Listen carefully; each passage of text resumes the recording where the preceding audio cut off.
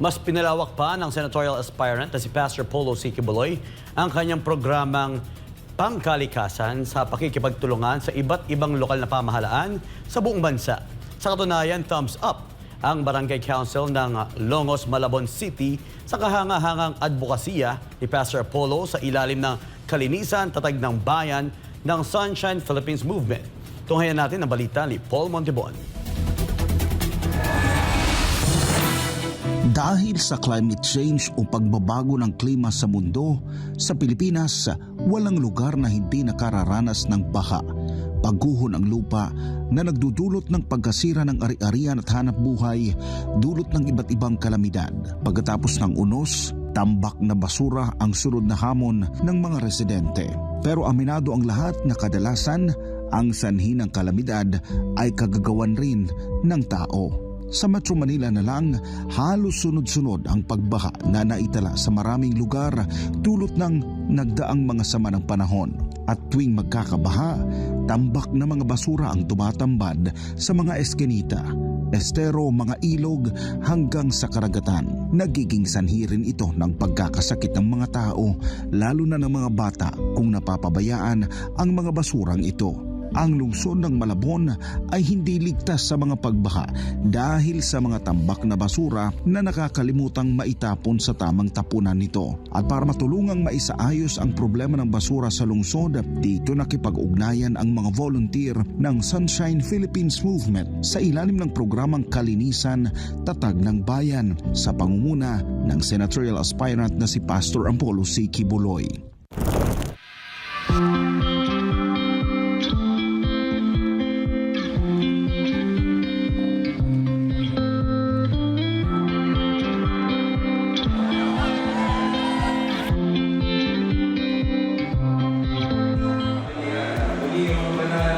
Maingat po namin ibinabalik sa iyo lahat ng papuri.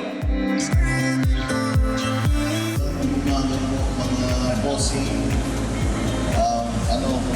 Excited ako kasi first time ko makasama. Kami po ay nagpapasalamat sa SPM po sa pagpunta niyo po dito, sa pagtulong po niyo na paglilinis sa aming lugar po.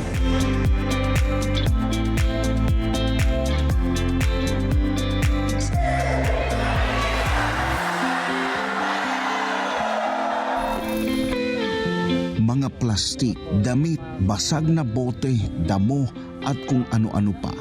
Iyan ang mga bumungad sa mga volunteer sa pagsisimula ng paglilinis sa katabing daan ng Pinagsabugan Creek. Pero dahil sa dedikasyon ng mga volunteer, sama-sama at tulong-tulong na nagwalis, nilinis at hinakot ang mga basura sa lugar.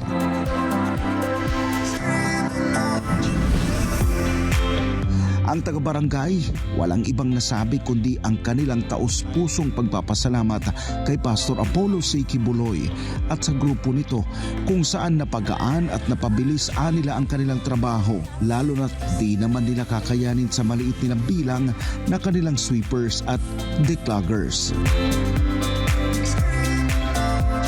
Maraming salamat po sa kay Pastor po na naging additional force po sa amin sa paglilinis po dito sa aming barangay po. Yung paglilinis po yan, kailangan pong malinis po ang kapaligiran. Yan, minsan kasi yan po ang sinisimbolo sa kagandaan ng isang barangay, isang maunlad na barangay at saka walang korupsyon. Ganyan. Kumbaga, kung malinis ang inyong barangay, dyan po nakikita natin na maganda po mga tao at saka masisipag po. Suportado rin ito ang prinsipyo ng butihing pastor na kapag malinis ang kapaligiran at lipunan, magbubunga ito ng malinis na kaisipan ng mga mamamayan.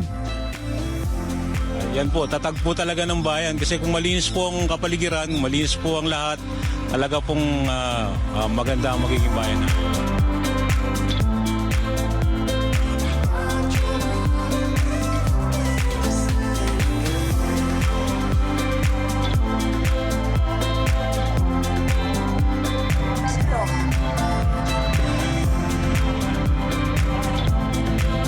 Samantala bukod sa mga basura sa kalsada, sinuyod rin ng mga volunteer ang katabing creek sa lugar.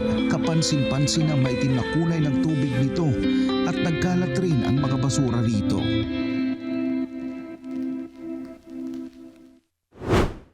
Ang lungsod ng Malabon ay tinaguriang Venice ng Pilipinas dahil napapalibutan ito ng maraming ilog sa lugar. At ang nasabing lungsod ay hindi rin ligtas sa hamon ng mga basura. Kaya naman sa ilalim ng programang Sunshine Philippines Movement sa panguna ni Pastor Apollo C. Quiboloy sa pinakabagong tema na kalinisan tatag ng bayan, nagsama-sama ang mga volunteers ng Kingdom of Jesus Christ at ng SPM para tulungan na maibalik ang dating ganda ng mga ilog sa nasabing lungsod.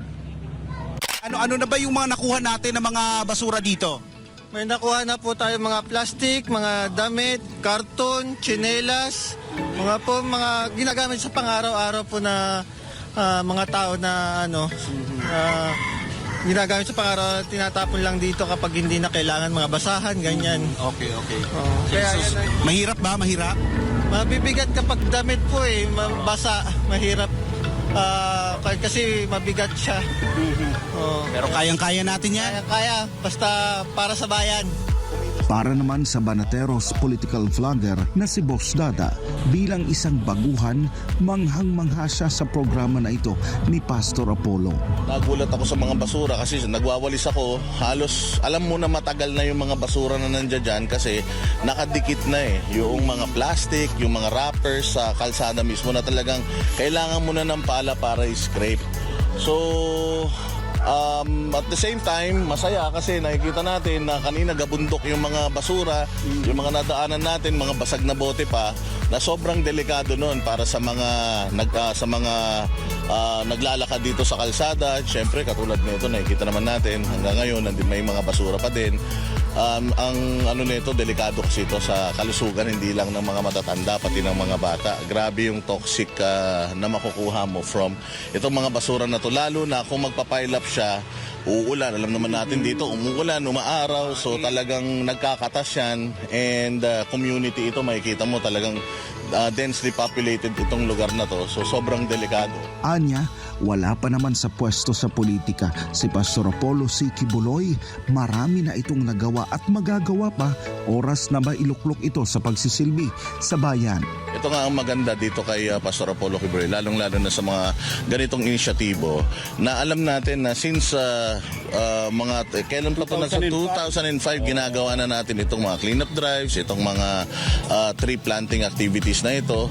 So kung magtutuloy-tuloy pa to and magkakaroon si Pastor Apollo Quiboloy ng legislative power para mas lalong magkaroon tayo ng mas matibay na batas para sa mga ganitong klase ng mga violations, hindi ba? So malaking tulong doon sa inisyatibo ni Pastor Apollo Quiboloy. Sa ilalim ng nasabing bayanihan ng SPM at Barangay Longos, umabot sa mahigit na 400 sako ng basura ang nahakot sa lugar.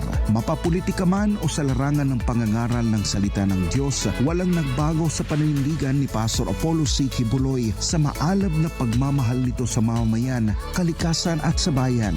Anya, malayo ang mararating ng mga Pilipino sa pamagitan ng pagkakaisa, pagsusulong ng pangmatagalang solusyon at pagbabago, at higit sa lahat, may takot sa Diyos. Maganda kasi dito sa inisyatibo na to, mga bossing, is hindi lang ito pakitang tao parang tinutulungan natin, pinapakita natin sa mga residente dito kung gaano magiging kaganda itong lugar nila pagka nalinis na, and hopefully makapag-iwan tayo sa mga puso nila ng something na yung kalinisan dito i-maintain nila at sana magtuloy-tuloy kasi consistency ayun talaga ang susi dito. Kung maglilinis tayo ngayon, magkakalat din tayo mamaya, magtatapon ulit tayo dyan sa nilinis natin, walang mangyayari. So it's a vicious cycle, ika nga. Kaya sana itong mga ganitong inisyatibo, take advantage natin, and sana may mga natututunan tayo sa mga ganitong inisyatibo. And of course, thank you very much kay Pastor Apollo Quiboloy, kahit na ikaw ay wala dito sa piling namin ngayon dito sa Laya, ika nga, ay tuloy-tuloy pa rin yung iyong advokasya para mapaganda ang kalikasan natin at mapaganda ang Pilipinas. And hopefully, God's will ay sa Mayo, manalo ka and malinis mo naman yung ating, kumbaga, mabago mo naman yung kaugalian and malinis mo naman yung ating pamahalaan.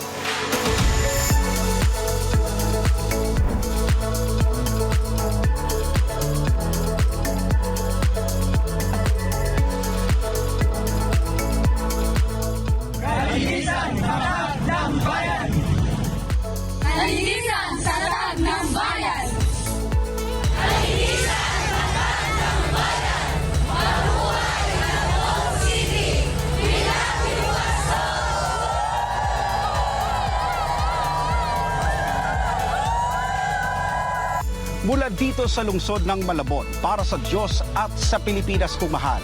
Ako si Paul Montibon, SMNI News.